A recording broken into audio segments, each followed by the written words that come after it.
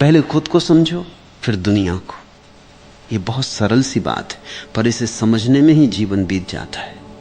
तुम दुनिया को समझने के लिए इतने उतावले हो, इतने बेचैन हो कि समाचार पत्र पढ़ते हो, किताबें पढ़ते हो, दार्शनिकों के प्रवचन सुनते हो, राजनीतिक विश्लेषण करते हो, दूसरों के मनोविज्ञान पर निबंध लिखते हो। तुम ब्रह्मांड के रहस्यों को जानने के लिए बेताब हो कि ये सृष्टि कैसे चलती है, लोग कैसे सोचते हैं, समाज कैसे काम करता है, इतिहास कैसे बना। पर इस सब जानने से पहले, इस सब समझने से पहले एक छोटा सा सवाल है जो तुम अनदेखा कर देते हो। कौन समझ रहा है? ये कौन ही तो मूल है। अगर तुम ये नहीं जानते कि ये समझने वाला कौन है, तो तुम जो भी समझोगे वो अधूरा होगा, वो बाहरी होगा, वो सतही होगा। क्योंकि तुम्हारा नजरिया, तुम्हारा चश्मा, तुम्हारी सोच, ये सब तुम्हारे अपने अंधेरे से रंगा होता है। अगर तुम्हारी आंखों पर धूल है तो तुम दुनिया को धुंधला ही देखोगे। अगर तुम्हारे मन में पूर्वाग्रह है तो तुम हर चीज को उसी पूर्वाग्रह के अनुसार देखोगे। इसलिए पहली जरूरत है खुद को साफ करना, खुद को जानना, खुद को समझना। और जब तुम खुद को समझ लोगे तो दुनिया अपने आप स्पष्ट हो जाएगी। क्योंकि दुनिया और तुम अलग नहीं हो, वे एक ही चेतना के दो पहलू हैं।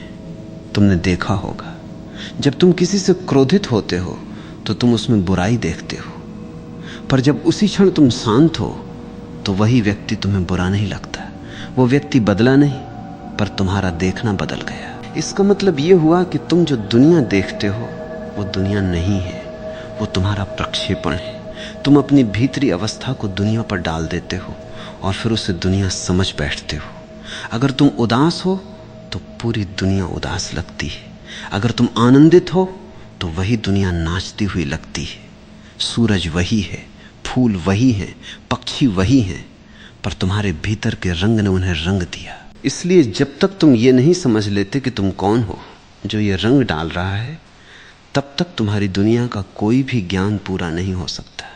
ये वैसे ही है जैसे कोई शीशे पर मैल जमा है और वो उस मैल के पीछे के दृश्य को देखने की कोशिश कर रहा है। वो कुछ भी साफ नहीं देख पाएगा जब तक वो शीशे को स्वयं साफ नहीं करता। खुद को समझने का अर्थ है अपनी सोच को समझना, अपनी भावनाओं को समझना, अपनी आदतों को समझना, अपनी प्रतिक्रियाओं को समझना। तुम क्यों क्रोधित होते हो? क्या तुमने कभी उस क्रोध को देखा है, उसके पीछे की जड़ को, उसके उगने की प्रक्रिया को? तुम क्यों लालची होते हो? तुम क्यों डरते हो? तुम क्यों किसी से चिपकते हो? ये सब तुम्हारे भीतर के पैटर्न हैं जिन्हें तुमने बिना समझे अपना लिया है। ये पैटर्न तुम्हें चलाते हैं, ये तुम्हारे निर्णय लेते हैं, ये तुम्हारे रिश्ते बनाते और तोड़ते हैं। और तुम सोचते हो कि तुम आज़ाद हो, जबकि तुम इन पुरानी जंग लगी मशीनों के हाथों खिलौना बने हो। यहाँ तक कि तुम दुनिया को समझने की कोशिश भी इन्हीं पैटर्न्स के अनुसार करते हो। तुम अपना मैं लेकर दुनिया पर जाते हो और वो मैं ही तुम्हारी आंखों पर पट्टी है। इसलिए खुद को समझने का पहला कदम है साक्षी बनना, निरीक्षक बनना, किसी निर्णय में पड़े बिना अपने भीतर चल रही हर चीज को देखना। जब क्रोध आए तो उसे एक ऊर्जा के रूप में देखो। वो कैसे उठता है, कैसे तुम्हारे शरीर में फैलता है, तुम्हारा चेहरा कैसे बदलता है, तुम्हारी सांस कैसे तेज होती है, तुम्हारी मुट्ठी कैसे बंधती है। बस देखो, उसे दबाओ मत, उसे भड़काओ मत, बस देखो। और इस देखने से एक अद्भुत चीज घटित होती है। तुम और क्रोध के बीच एक दूरी बन जाती है। तुम क्रोध नहीं रहे, तुम तो उसे देखने वाले हो गए। और जब तुम देखने वाले हो जाते हो तो तुम समझने लगते हो ये क्रोध कहाँ से आया, इसने किस बटन को दबाया। क्या ये मेरा पुराना घाव है? क्या ये मेरी कोई असुरक्षा है? क्या ये मेरी कोई अपेक्षा है जो टूटी? धीरे धीरे तुम अपने क्रोध की जड़ों तक पहुंचते हो, और जब जड़ें समझ में आ जाती हैं तो क्रोध का पेड़ अपने आप सूख जाता है, क्योंकि अब उसे पोषण देने वाली अज्ञानता नहीं रही। ऐसे ही हर भावना के साथ करो, लोभ के साथ, भय के साथ, ईर्ष्या के साथ, आसक्ति के साथ। उन्हें देखो, उनको जानो, उनके पीछे के कारणों को ढूंढो। और जब तुम इन सब के पीछे जाते हो तो तुम पाते हो कि इन सब का एक ही स्रोत है, अहंकार। ये मैं ही क्रोध करता है क्योंकि उसे लगता है कि उसका अपमान हुआ। मैं ही लोभ करता है क्योंकि उसे लगता है कि उसके पास कम है। मैं ही डरता है क्योंकि उसे लगता है कि उसका अस्तित्व खतरे में है। मैं ही दूसरे से चिपकता है क्योंकि उसे लगता है कि उसे सहारे की जरूरत है।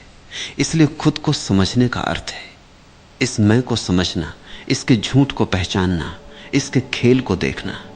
ये मैं एक छाया है, कोई पदार्थ नहीं। जितना तुम इसे देखते हो उतना ये पतला होता जाता है, उतना ये गायब होता जाता है।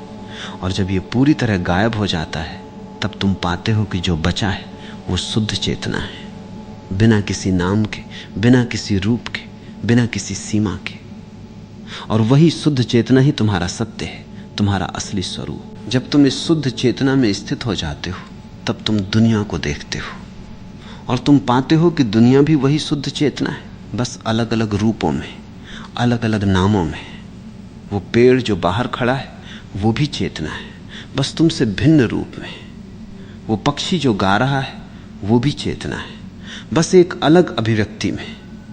वो व्यक्ति जिसे तुम दुश्मन मानते हो वो भी चेतना है, बस अंधकार में, बस भूला हुआ। और जब तुम ये देख लेते हो तो तुम्हारी दुनिया के प्रति प्रतिक्रिया बदल जाती है। तुम अब किसी को दुश्मन नहीं मानते क्योंकि वो तुम्हारा ही एक अंश है। तुम अब किसी से घृणा नहीं करते क्योंकि वो तुम्हारा ही कोई खोया हुआ भाग है। तुम अब किसी को नियंत्रित नहीं करना चाहते क्योंकि तुम जानते हो कि हर कोई अपनी चेतना की यात्रा कर रहा है। तुम करुणा से भर जाते हो, समझ से भर जाते हो, स्वीकृति से भर जाते हो। ये दुनिया की सच्ची समझ है। ये कोई बौद्धिक ज्ञान नहीं है, ये एक अनुभव है, एक एहसास है, एक जीवन पद्धति है। लोग कहते हैं मैं दुनिया को समझना चाहता हूँ और वे मनोविज्ञान की किताबें पढ़ते हैं, समाजशास्त्र पढ़ते हैं, राजनीति पढ़ते हैं, पर वे जो पढ़ते हैं वो सब दूसरों के अनुभव हैं, दूसरों के निष्कर्ष हैं। वे चश्मा पहन लेते हैं जो किसी और ने बनाया है और फिर उस चश्मे से दुनिया देखते हैं। पर जब तक वे चश्मा तुम्हारा अपना नहीं है तुम कुछ भी स्पष्ट नहीं देख सकते। तुम्हें अपनी आंखें खोलनी है, अपना दृष्टिकोण बनाना है, अपनी समझ विकसित करनी है। और वो समझ तभी विकसित होती है जब तुम अपनी भीतरी दुनिया को जानते हो, क्योंकि बाहरी और भीतरी ये दो अलग नहीं है, ये एक ही सिक्के के दो पहलू हैं।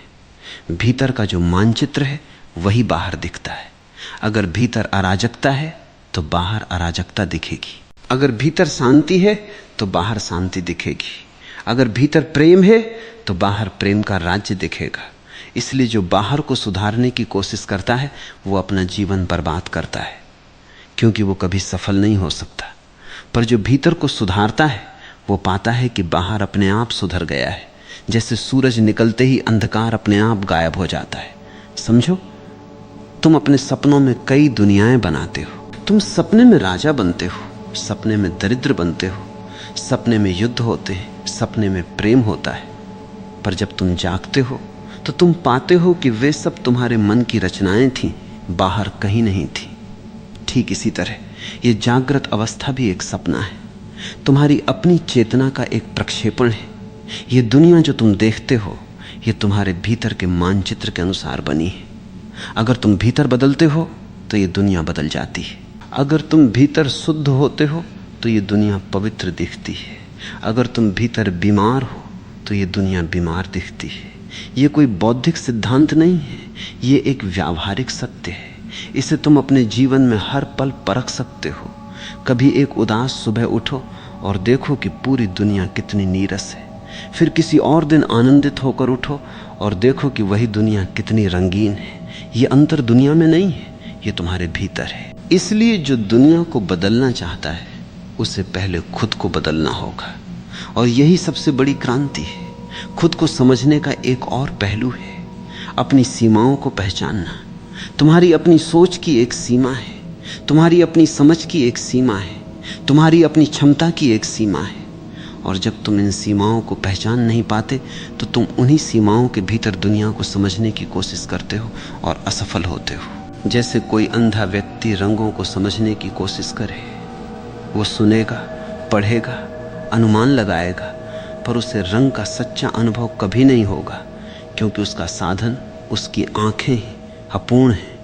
वैसे ही अगर तुम्हारी आत्मा अपूर्ण है, अगर तुम्हारी चेतना संकुचित है, तो तुम दुनिया को पूरी तरह नहीं समझ सकते। तुम कुछ टुकड़े पकड़ लोगे, कुछ हिस्से, पर संपूर्ण नहीं।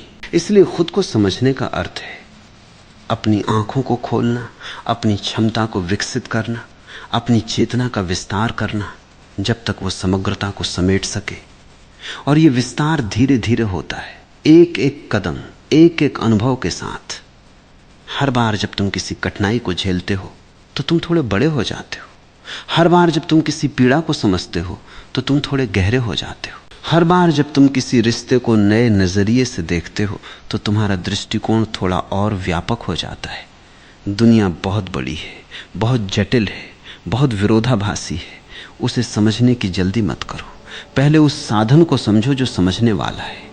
पहले दर्पण को साफ करो, फिर देखो कि दर्पण में पूरा ब्रह्मांड आ सकता है। और जब तुम अपने को पूरी तरह समझ लोगे तो तुम पाओगे कि तुम ही इस दुनिया का सार हो, तुम ही इस दुनिया का रहस्य हो। बाहर कोई रहस्य नहीं है, सारे रहस्य तुम्हारे भीतर है, तुम्हारी चेतना में है। और जब तुम उस रहस्य को जान लेते हो तो तुम दुनिया को भी जान लेते हो, क्योंकि वो रहस्य ही दुनिया है, वो रहस्य ही सृष्टि है, वो रहस्य ही ईश्वर है। यही सबसे गहरी समझ है। जब समझने वाला और समझी जाने वाली वस्तु एक हो जाती हैं तो उस एकता में सब कुछ समाहित हो जाता है।